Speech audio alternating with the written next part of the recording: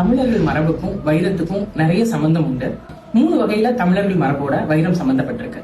1 ஆன்மீகம், அடுத்தது அதிகாரம், 3வது வியாபாரம்.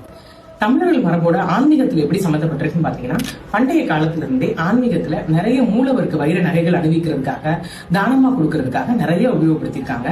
மூலவர் நகைகள், மூலவருக்குள்ள வைர கண்கள், அந்த மாதிரி எல்லாம் உபயோகப்படுத்திருக்காங்க. இது ஆன்மீகம். அடுத்தது அதிகாரம். அதிகாரத்துல தமிழர்கள் மரபுல எப்படி உபயோகப்படுத்திருக்காங்க அப்படின்னா, அரசர்கள் காலத்துல அவங்களுடைய போரிடும் வாளிலையும் அவங்களுடைய கிரீடத்திலையும் நிறைய வைரங்கள் பதிக்கப்பட்டிருக்கு. சோ இது மாதிரி அதிகாரத்துல நிறைய வழியில உபயோகப்படுத்தியிருக்காங்க. 3வது மிக முக்கியம் வியாபாரம்.